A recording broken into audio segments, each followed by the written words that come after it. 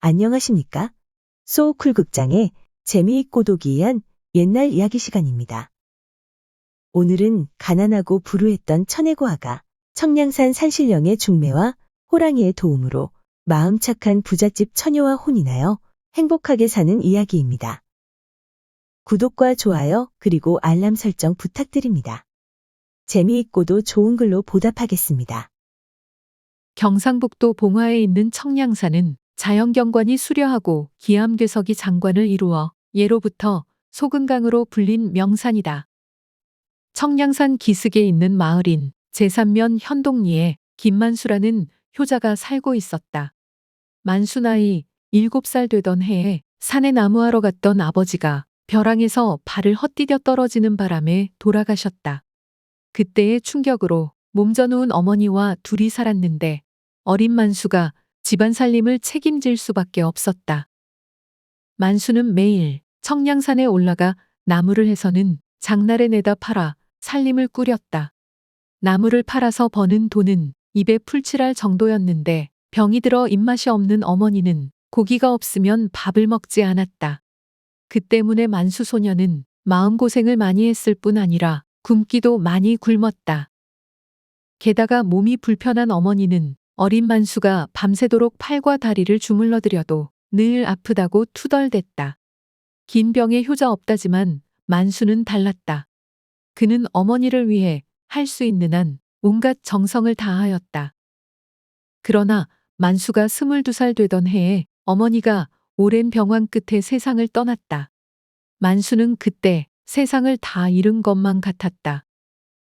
당시 청량산은 낮에도 호랑이가 개처럼 흔하게 다니고 수십 리를 가도 사람이라고는 찾아볼 수 없었는데 청량산 깊은 산 속에 아버지 묘소가 있었다. 만수는 아버지의 산소 옆에 어머니의 묘를 쓰고는 심요살이했다. 만수는 죽어도 아버지 어머니의 곁을 떠나지 않겠다고 결심하고는 묘소 옆에 움막을 치고 살았다. 생활은 예전처럼 나무를 해서 장날에 내다 팔아서 꾸렸다. 어머니 돌아가신 지 반년이 채 못 된 8월 중순 어느 날 밤중이었다. 만수보다는 몇 살 연상으로 보이는 여인이 찾아와서는 하룻밤 쉬어가게 해달라고 간청했다. 깊은 산속인데다 밤중에 찾아온 여인을 차마 다른 곳으로 가라고는 할 수 없었다. 그렇지만 움막이라 방이 한 칸밖에 없어서 망설이다가 하는 수 없이 승낙했다. 그러나 남녀가 유별난 때라 같은 방에서 잘 수가 없어 자신은 부엌에서 자고 여인더러는 방에서 자고 가라고 하였다. 그런데 이 여인이 며칠이 지나도 갈 생각을 안 했다. 만수는 부엌에서의 잠자리가 무척 고통스러웠다. 그래서 억지로 입을 뗐다.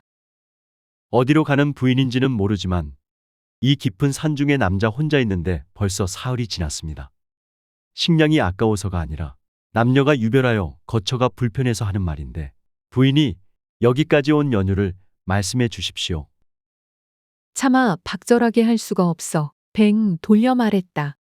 그러자 여인이 울먹였다. 아직 결혼을 안 했으니 저는 부인이 아닙니다. 저는 부모도 없고 집도 없는 아무 곳에도 갈 데가 없는 천혜고아입니다.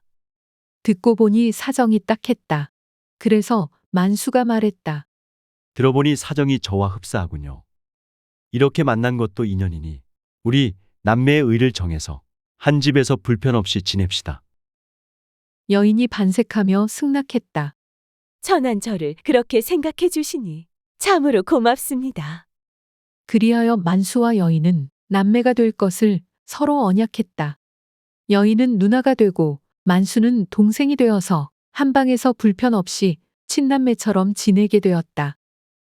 그렇게 살다 보니 어느덧 3년이란 세월이 흘렀는데 3년상이 거의 다 끝나갈 무렵 불현듯 누이가 만수의 결혼 이야기를 꺼냈다.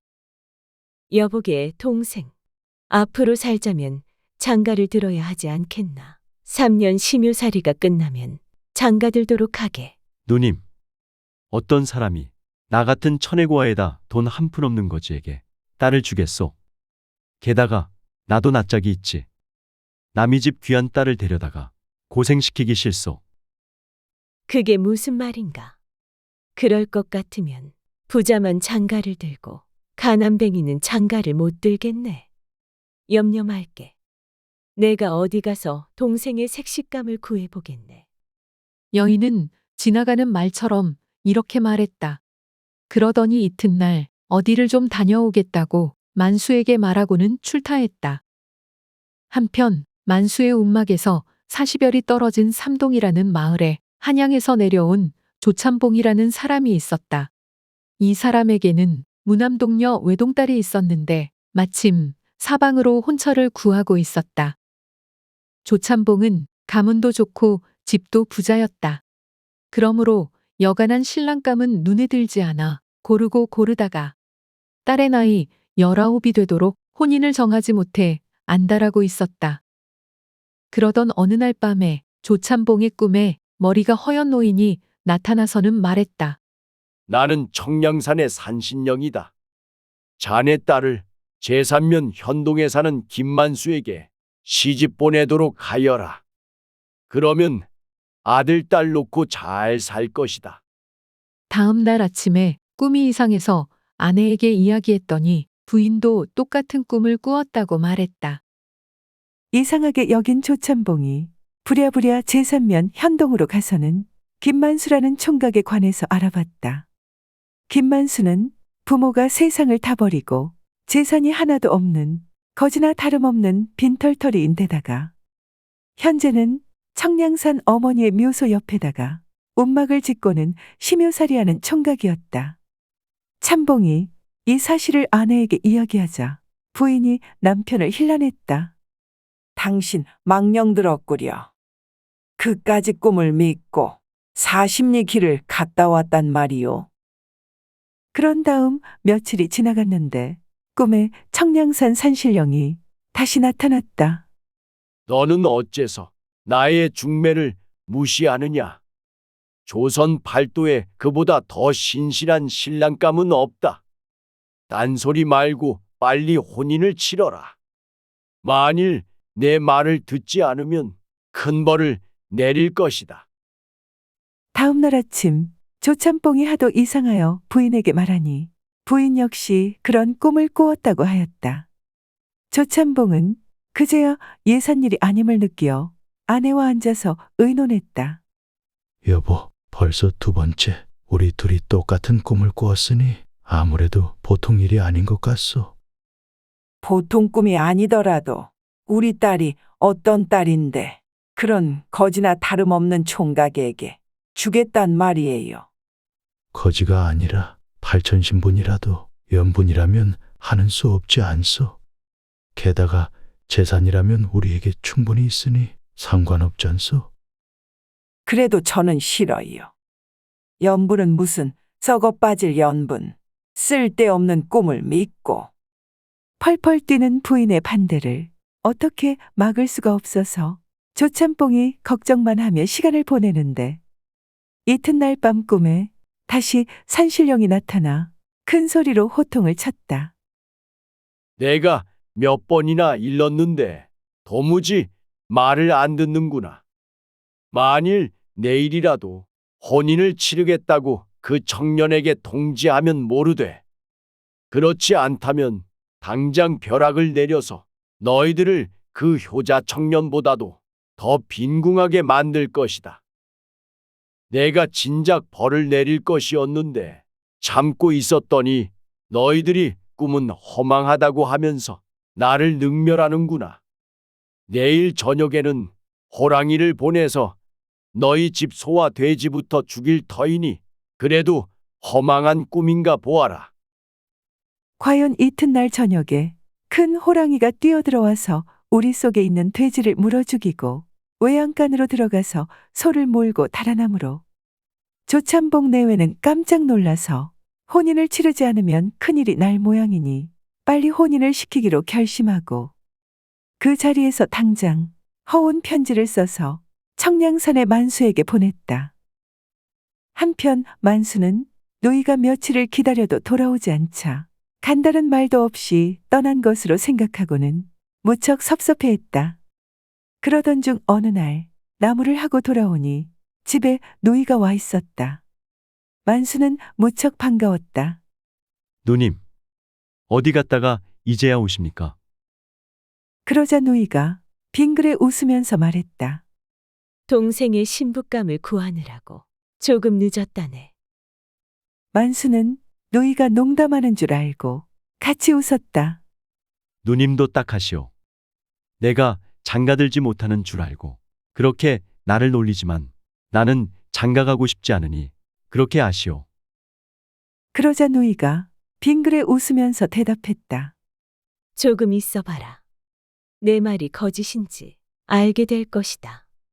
그런데 그 이튿날 과연 어떤 사람이 찾아와서 편지를 주며 삼동 조참봉댁의 혼인 편지라고 했다. 만수는 조참봉댁 혼인 편지가 자기에게 올 리가 없다고 하면서 편지를 노이에게 보였다. 그러자 노이가 편지를 펼치면서 말했다. 내가 뭐라고 했나? 어서 답장이나 써보내게. 만수는 답장을 보냈다. 그랬더니 곧바로 신부집에서 혼수 준비할 돈과 혼인날을 정해 보내왔다. 어머니 3년상을 무사하게 마치고 결혼까지 하게 되자 초례 올리기 전날 노이가 돌연 만수에게 하직을 고했다. 동생, 나는 그만 떠나야겠네.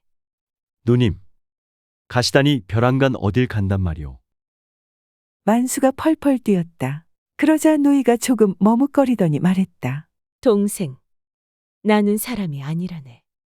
산신령님의 명을 받아서 온 사자일세. 동생의 효성에 감복한 산신령이 나에게 명령을 내렸다네. 동생과 나는 갈 길이 다르니 너무 섭섭해하지 말게나. 동생의 이번 혼인은 청량산 산신령님이 중매하셨다네. 조참봉댁 돼지나 소를 죽인 것은 내가 신령님의 영을 받아서 위엄을 보이느라고 그렇게 한 것이니 누구에게도 이야기하지 말게. 만수가 보니 개울을 건넌 노이가 홀연 두어 바퀴 공중제비를 넘었다. 그러더니 호랑이가 되어서는 숲속으로 사라졌다. 호랑이가 사라진 숲을 바라보면서 만수는 두 손을 모아 합장했다. 만수는 그 이튿날 초례를 치렀고 장인의 뜻에 따라 처가 동리인 삼동에서 신접살림을 시작했다. 매년 부모님의 기일이 되면 청량산 쪽을 바라보고 따로 상을 하나 차렸는데 아내가 궁금해서 물으면 미소 지었다. 청량산 깊은 곳에 우리를 혼인하게 만든 평생의 은인이 살고 계신다오. 만수는 아들, 딸 많이 낳고 백년해로 했는데 평생 아내에게 불쾌한 낯빛을 하거나 말을 낮추어 해라 라고 한 적이 없었다. 또 삼동마을에 끼니를 거르는 사람이 있으면 자기 잘못이냥 뛰어가서 그들을 구휼했는데 아무에게도 그 일을 말하지 않았다. 장인과 장모는 친지들과 함께하는 자리에 가면 늘 환하게 웃으면서 말했다. 우리 부부가 평생 살던 중 제일 잘한 일은 사위를 본 일이라네. 들어주셔서 고맙습니다. 참고 문헌 및 자료 출처 소개해 올리겠습니다.